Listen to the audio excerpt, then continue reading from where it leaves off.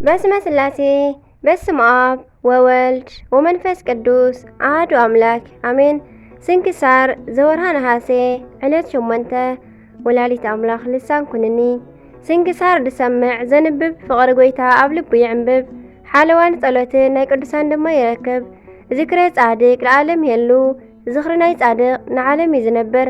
ካብ ኩሉ ክፉእ ዘበለ ክድሕኑ ንቅዱሳን ተማሕፀኑ አሜን። በዚ ለማዓንቲ ወርሓዊ በዓል 4 እንስሳን አቡነ ኪሮስንዩ በረኸቶም ይሕደረና አሜን። በስመ አብ ወወልድ ወመንፈስ ቅዱስ አሐዱ አምላክ አሜን።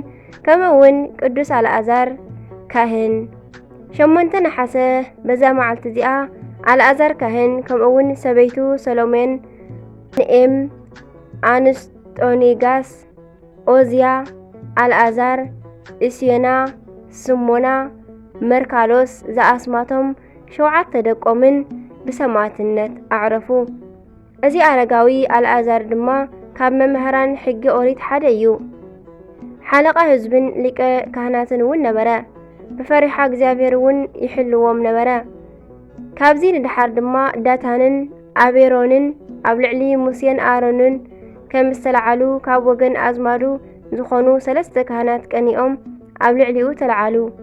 ናይዚኣቶም ስሞም ድማ ስምዖን አልፎሞስን ሞባልዮስን ይበሃሉ።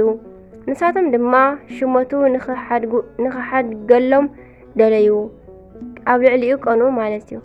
ነገር ግን እቶም ህዝቢ ሽመት አልዓዛር ካብ እግዚአብሔር እያ እምበር ካብ ሰብ ኣይኮነትን ኢሎም ከልእዎም። ስለዚ ድማ ናብ ሃገረ ጽርዕ ወይ ከዓ ግሪክ ወሪዶም ንንጉስ አንጢያኮስ ኣለዓዓልዎ። መጺኡ መንግስቲ እስራኤል ንኽወስድ እውን ሓወኽዎ፣ ቀስቀስዎ፣ መኸርዎ።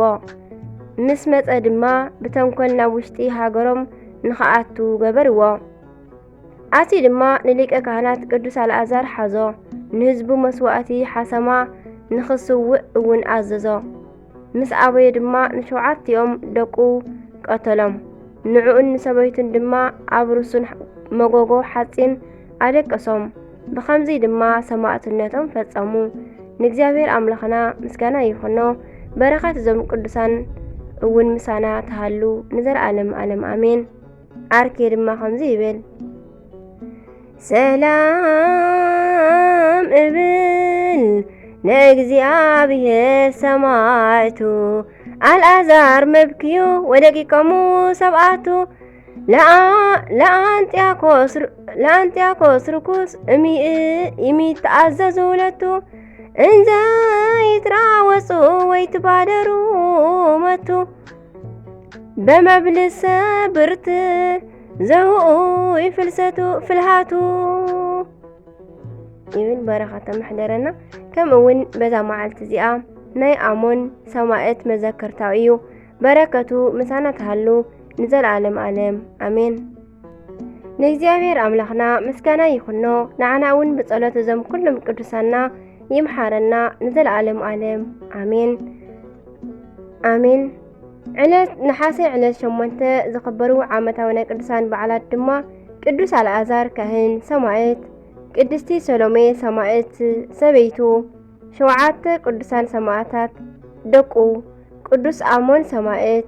ወርሓዊ በዓላት ድማ ቅዱስ ሙሴ ሊቀ ነቢያት፣ ኪሩቤል 4 እንስሳ፣ አባ ቡሾይ፣ አቡነ ኪሮስ፣ አባ ሳሙኤል ዘደብረ ቀልሞን፣ ቅዱስ ማትያስ ሐዋርያ ካብ 12 ሐዋርያት ዝኾነ አሜን።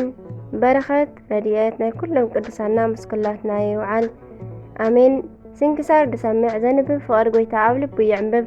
ጸሎትን ሓለዋ ናይ ቅዱሳን ድማ ይረክብ። ዝወደቐ ዝነጠበ ኩሉ በአፈ ቅዱሳን ትጓን መላእክት ይተዓረመልኝ አሜን አሜን አሜን። አቡነ ዘበሰማያት ይትቀደስ ስምከ ትምጻእ መንግሥትከ ወይኩን ፈቃድከ በከመ በሰማይ ከማሁ በምድር ሲሳይነ ዘለለዕለትነ ሀበነ ምህድግ ለነ አበሳነ ወጌጋየነ ከመ ንሕነኒ ንህድግ ገዛእ በሰለነ እታብአነ ዘእስተ መንሱት አላት ነነባልሃንም ኩሉ ኩስ መዚያከ እቲ መንግስት ኃይሎ ስብሐት ለዓለመ ዓለም አሜን።